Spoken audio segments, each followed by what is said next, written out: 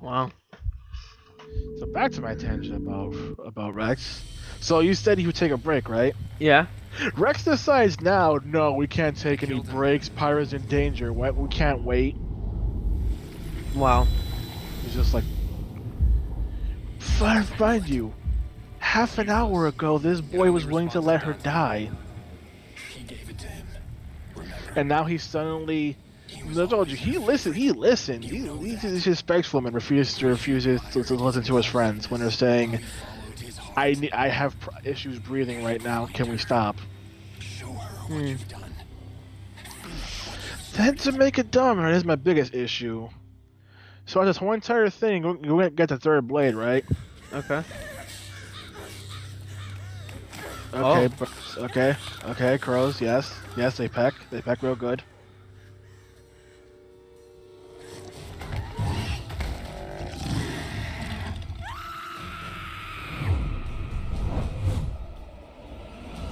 That's a very long-ranging scream. Oh my god, it's still going? Well. How far away is Virgil? Well. Here's that all the way over there.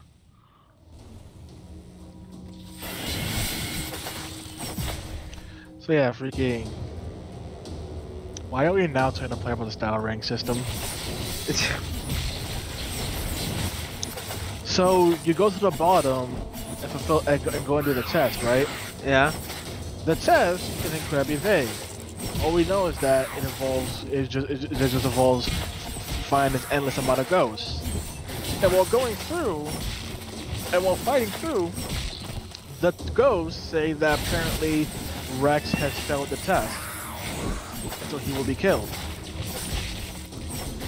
When Mia decides to reveal she's a blade and help out, and then suddenly they succeed in the test, and he gets the third blade for no reason.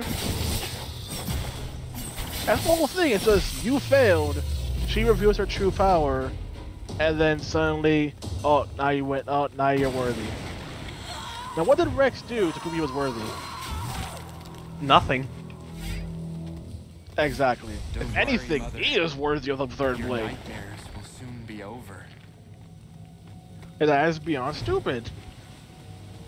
But no, it's fine because he became the master driver. He did nothing to prove he's a master driver, though. He has done nothing.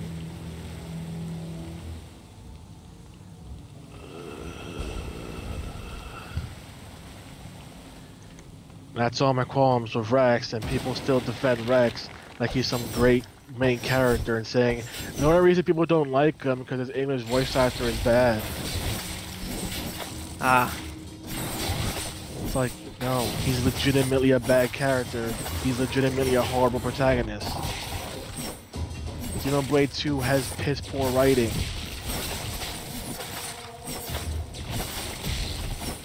Like, even the Torna DLC, which has better writing than the main game, still has very piss poor writing moments. So there's the fact that the Aegis, Mithra, was originally working with someone else named Adam, right? Okay. Obviously, things didn't work out because they're unable to kill the main villain of the game, the main villain of Xenoblade 2. Do you want to know why they failed? Why?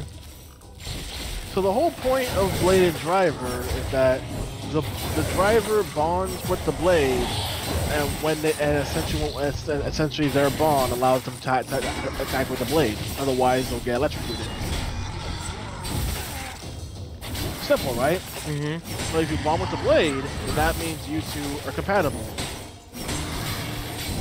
Then Turner decides to say that despite the fact that Adam can wield Mithra, they're actually not compatible. Oh. Despite the fact that he was able to summon the effing Aegis, he's not really compatible with the Aegis. Why are you able to freaking use a blade that you cannot use their full power with because you're incompatible? The whole game has the two grow. The whole DLC has the two growing as Blade and Driver, only to then say she revealed her true power, but Adam can't use it for whatever reason. Never explain why. He just can't. That is beyond stupid. Oh, whoops. It's never explained why. Other than they realize, oh snap, it's a prequel, so we can't have Adam fix the problem in a prequel, otherwise that would pretty much make the main game completely pointless. Well, one other issue I have with Rex. One of the villains has pretty much a freaking existential crisis about the whole purpose of the whole link between Blade and Drivers, right? Okay. And when he fights Rex, he decides to ask him to come up with an answer about how to make the world better and all that, right? Yeah.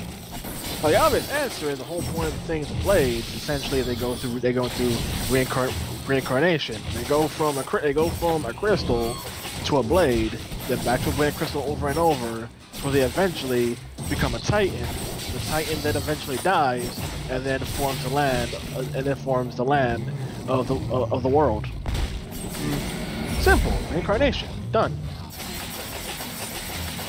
Oh no, let's not go with that answer, says Rex.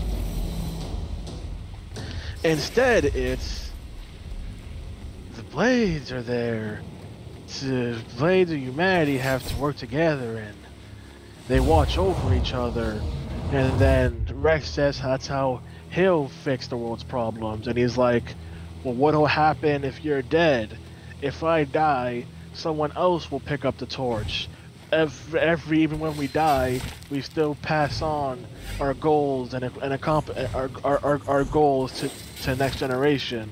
And so there's always someone next who will carry the torch for us. Should my shit still be going? I don't know. It generally goes down depending on how many times it's been used up. If you haven't hit anything, then it can't be used up. It can't hit anything. So there you go, humanity, and then not only that, he then asks, sure, humanity can pass on their will, but what about those who are evil? His response? Well, obviously the Blades are there to stop the evil guys. Well, that's beyond stupid. How are you the main character of this video game? Why do people like you? Why do people want you in Smash? Why do people legitimately like this character? Ah, another one to add to my fantasy collection. Now I want to see Rex just for your reaction. That doesn't matter yet, no chance.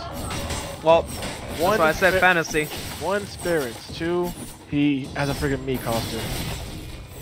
Well, because Sakurai said that they couldn't put Rex in, they didn't have that freaking Rex's design wasn't ready before they started making Smash Ultimate. They finished the roster for Smash Ultimate, so no Xenoblade 2 character. Okay. It's just so dumb. It's so dumb. Rex is so dumb. People try to compare him, saying Rex is no different from Shulk. Which I say no. Shulk actually has this thing called a character arc. Like I said, Rex's whole character arc is starting out going, I just want to support I just want to work my 9 to 5 to support my family. Then becomes I'm gonna help Pyra get to freaking, I forget the freaking localized name of it, so I'll just say what it's supposed to be. Eden. Get to freaking Eden, and also get my revenge on Jin and Malos who killed me. And then later, it's still gonna get to Eden. Gonna get to Eden. They reach Eden. Eden is freaking a garbage pole. Well, Suddenly he loses all resolve because of the fact that it looks like he was wrong about Eden being his magical place. But still decides to defeat the villain anyway. Because why not, I guess. We're already here. We're already here and God told us to. What's Shok's character arc? Shok. I'm working my 9 to 5. Oh no, the Mechons killed one of my best friends. I'm gonna kill all the Mechons. Wait, the Mechons have a sense of pride and honor? That's weird. Wait, they're actually humans? I don't know how to feel about that. No, I'm still gonna kill the leader. Actually, no. You know what? Let's decide a peaceful future between humans and Mechons. We don't have to rely on killing each other. We can just get along. Sounds like a character arc? yeah. Going from, I'm gonna kill all of them, I'm starting to become unsure, now I'm really unsure. You know what? These are actually some pretty chill people, and they're just really mad about stuff that happened years ago, so maybe we can put the differences aside and decide to work together. The one wrench in the whole thing is the third act of the game being about generic god slaying. That's one of Xenoblade's biggest issues. Just suddenly turning into a plot about gotta kill God. Well, because we're a JRPG, so you gotta kill God in a JRPG. And the God is boring. It's just kind of there. It's not great. It's not plotline's not great. But the final boss is pretty cool.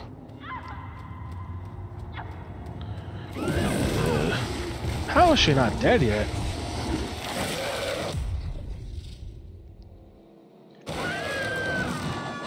Hey, you! Leave her alone!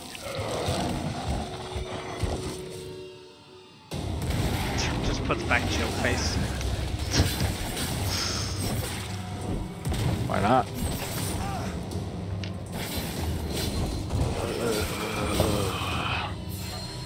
Celebrate too much bad writing. It's not a good story.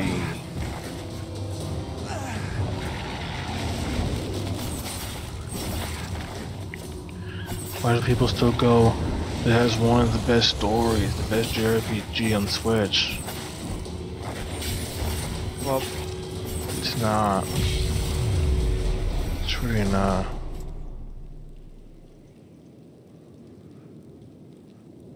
The best part is, no one could still tell me what makes the writing so great. I thought I would never see you again. Virgil? Virgil? What's happened? He's dead. How? It was me. What? I killed him. You killed him? How could you? He was your brother. He was your favorite. I could never be like him. Always waiting in his shadow, always second best. Well, not anymore. Virgil's such a nice I guy. always loved Yep. you equally. You saved me from this to break my heart. Why? Look I at had me, boarded a Virgil. baby with a sniper I'm rifle. here to say goodbye. What have you become? We gave you power, and you used it to kill. After everything we taught you. Everything you taught me was wrong. All you gave me was power, nothing else. I brought you into this world, gave you love. Doesn't that mean anything to you? Where's your heart? I no longer have one, Mother. No. Virgil! Goodbye. Please! Don't leave me! Virgil! Virgil's such a great guy. Jesus Christ.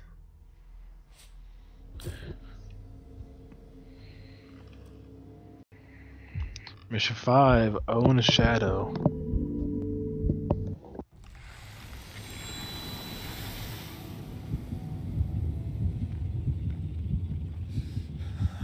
You've done it. How does it feel?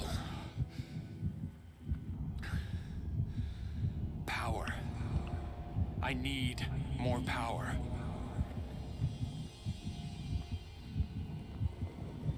You have something that belongs to me. This is mine.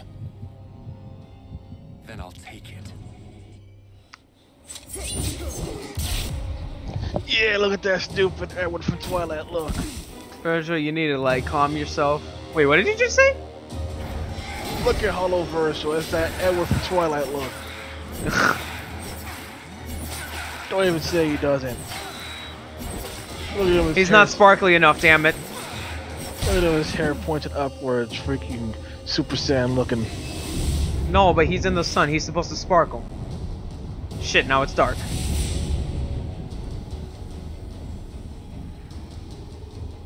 Looks so stupid.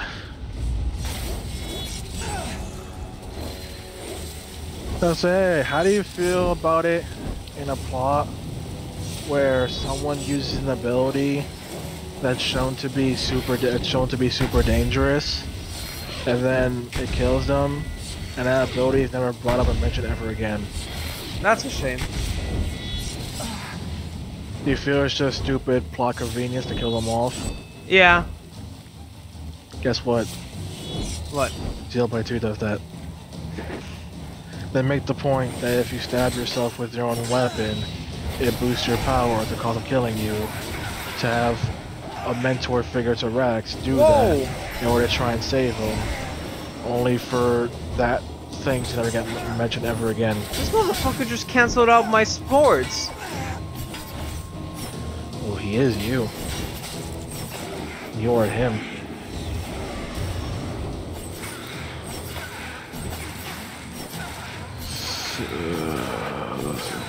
Such bad writing.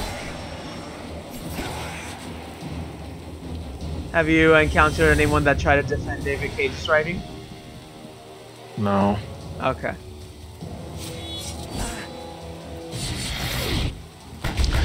Oh, here's the question. What? Do you feel there's any room for negativity? Of course, there always is.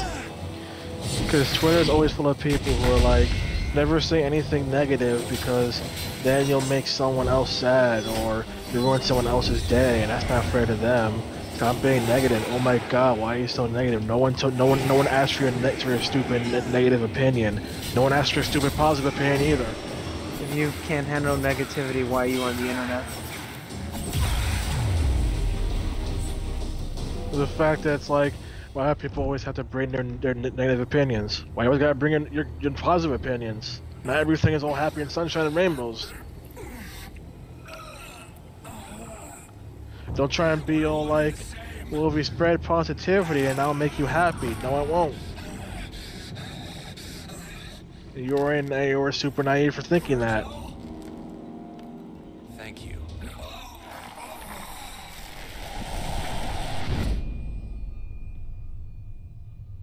Just because you're positive doesn't mean it'll make other people positive. Me and your brother. You don't belong anywhere. So there we go, in Virgil's whole entire track through his mind, he has killed Kat, his brother, left his mom alone, and now killed himself. And now he exploded like a nuclear bomb. Got it. He hated everyone. Here I thought Dante had the ultimate edge. I was wrong. Ooh, that's another screenshot right there.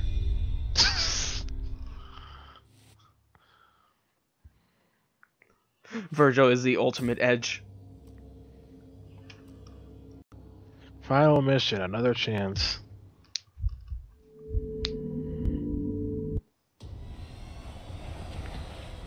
Back to that goofy falling animation. I've been here before. This time, it'll be different.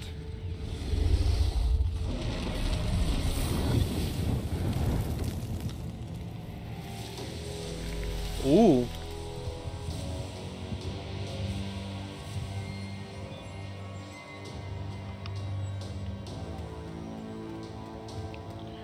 That's something that always bugs me. The fact that you can't say anything negative because that's ruining things. Like, you being positive can ruin someone else's day. What's your point?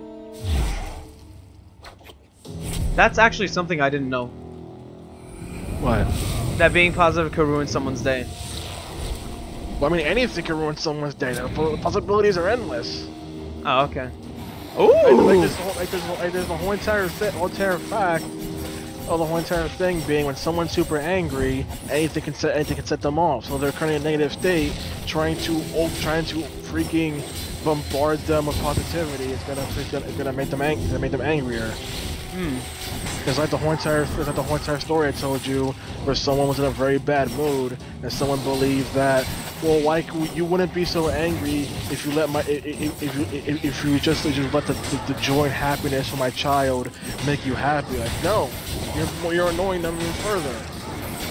If they're angry, then all it's always gonna be very few things that will calm them down. And what's one of the things that annoys people the most? Being very loud noises. Like a loud noise, your child, as you're bugging them, saying, "Why aren't you looking at my child?" And that's another thing that sets people off. Telling them what to do. Yeah. It's why telling someone to be calm when they're angry is something you want them to do for their good, but at the same time, it's something you shouldn't say because the last thing they want to hear is being told what to do.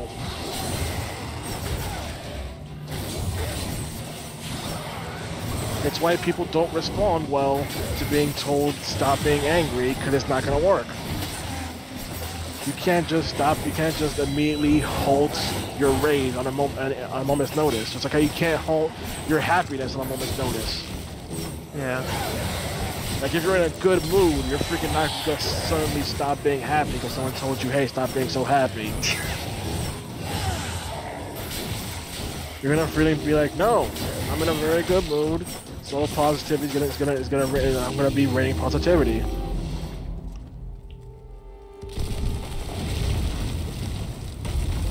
So I just remembered the fact that there are people who actually get plastic surgery to change their face because of the fact that they always get told that they always look angry angry. Oh. Oh no. You got played. The fact that there are people who actually go to get plastic surgery for that. Because of the fact that they can't help the fact that their default face always looks annoyed. Yeah. It's where the term resting bitch face comes from. Oh. That comes from like your default face is that of someone who's always annoyed. Who's always annoyed or angry. And it's like you're not angry, and there are people who actually get plastic surgery in order to change their default face looking angry. I'm like, that's sad. That's sad that people feel the need to do that. I thought that was important. Armando!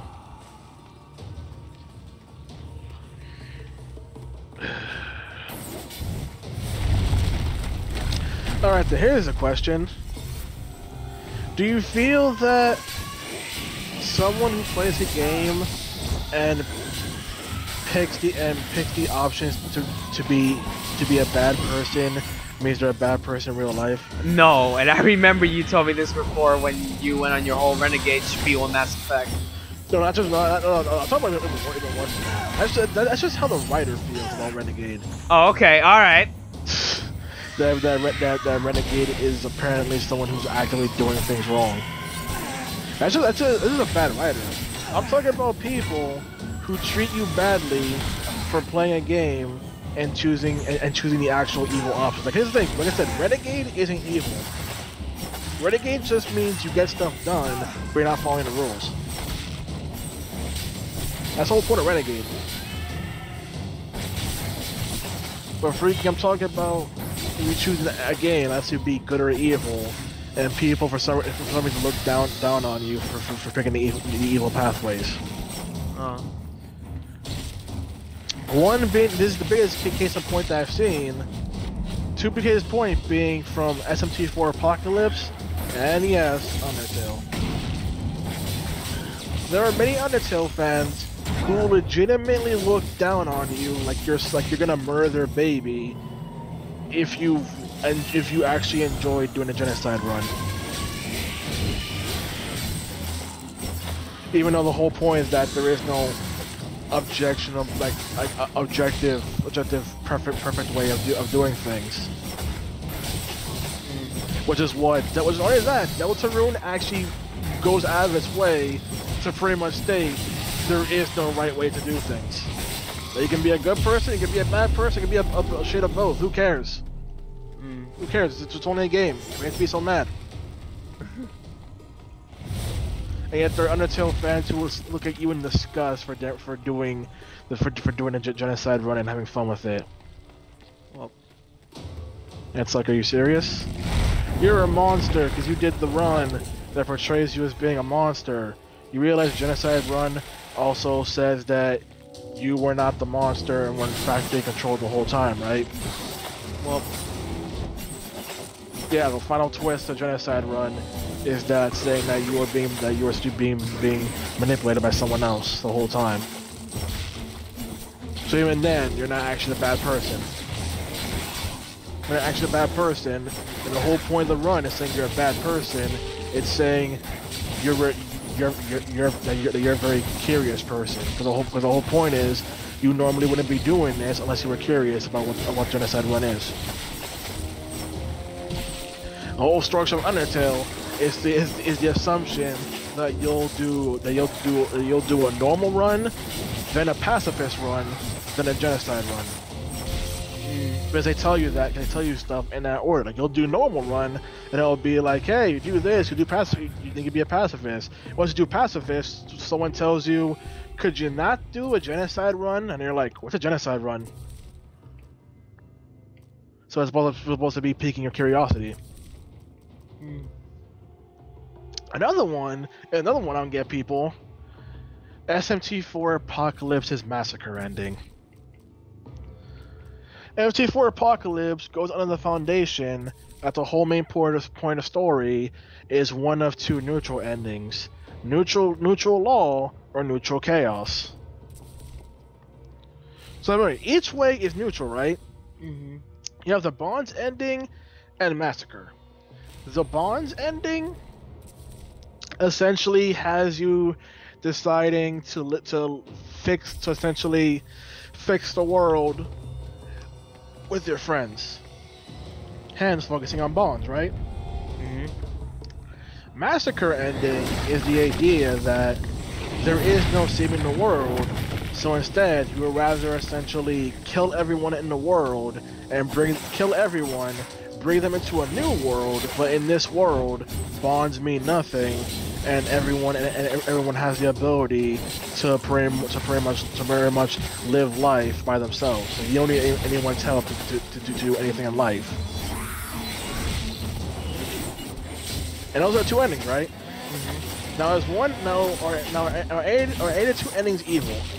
no. Exactly the point of the game. It's not near side or evil. And even then, the whole point of law neutral chaos isn't meant to be good and evil. It's just essentially different outlooks on life. And yet, because the massacre ending involves having to kill your friends, that people would go like, oh my god, people think massacre are horrible monsters. How could you do that? How could you be a horrible person and decide that that's what you want to do? It's like, are you serious? What? Like, the whole point of the ending is, this world sucks, we need a new one, otherwise we're going to be living in filth for our whole lives. And filth forever. That's the whole point. And I like how one person, one comment put the whole perfect thing into perspective. So the whole entire time, your friends believe in the power of friendship, right? Yeah. And how anything can be fixed if you all just work together, right? Okay. The millisecond you pick Massacre, they all try and kill you. That's the worst part. You don't start the fight. They do. They immediately start a losing battle. They know they're gonna die trying to kill you. And yet they do it anyway. They don't even try to convince you. In fact, one of them actually tries to trick you to shoot to where she can shoot you in the face. And those are the friends that apparently those are supposed to be the friends who believe in friendship and bonds, and that bonds can't be broken. And yet they immediately try and murder you on the spot. Because you don't side with me and you gotta die. Walking Dead all over again. My god. Stupid.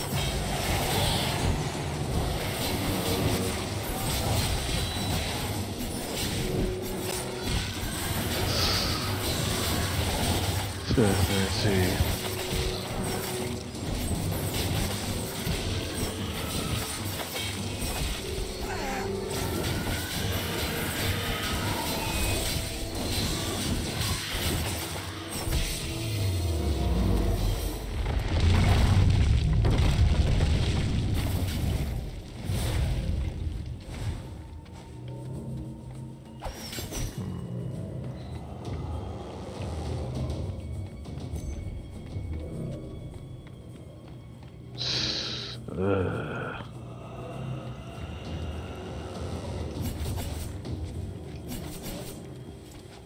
It's just a whole dumb thing.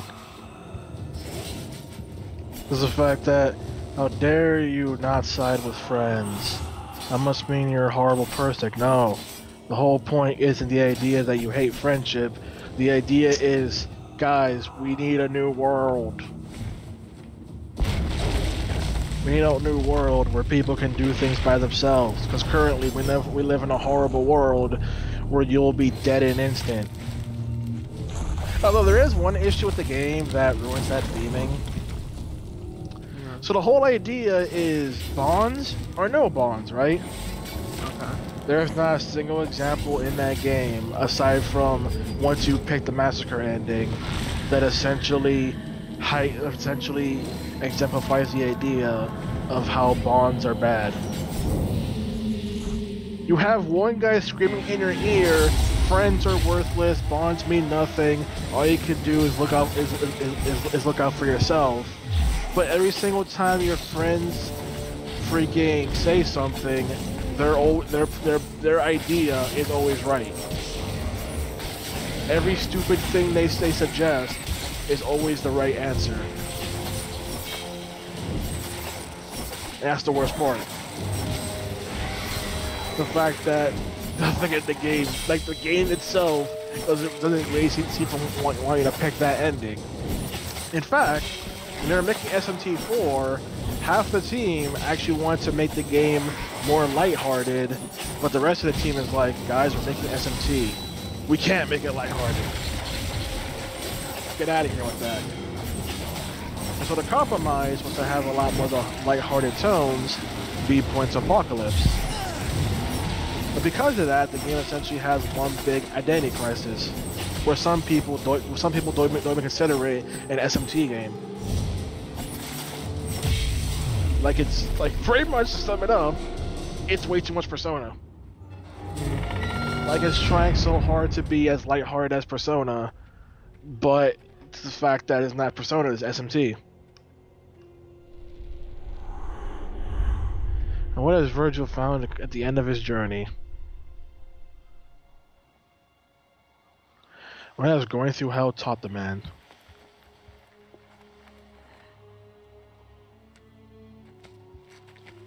Oh, it's all a dream.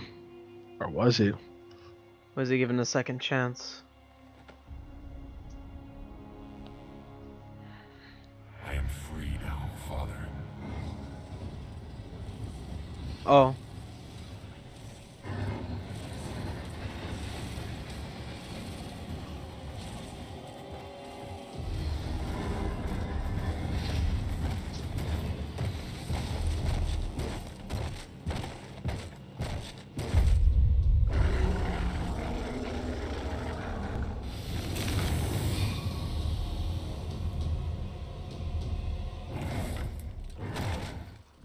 Oh.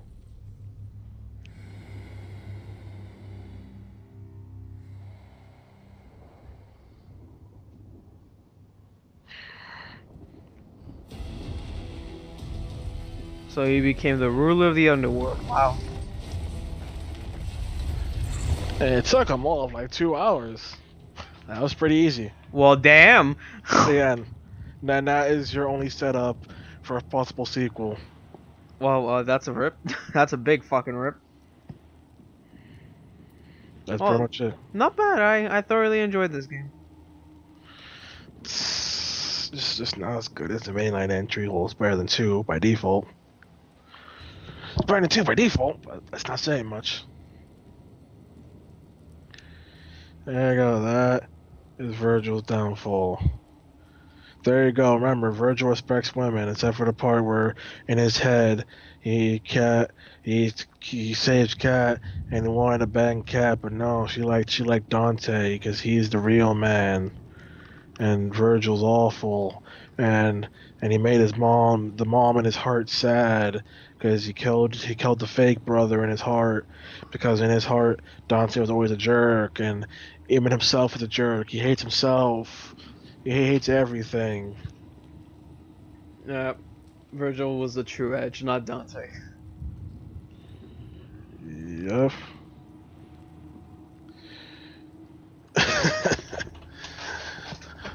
uh, uh, hmm. Oh, I can skip these cutscenes. Woo!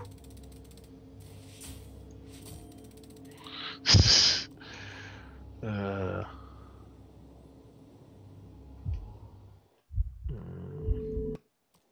And that has been DMC. Yep.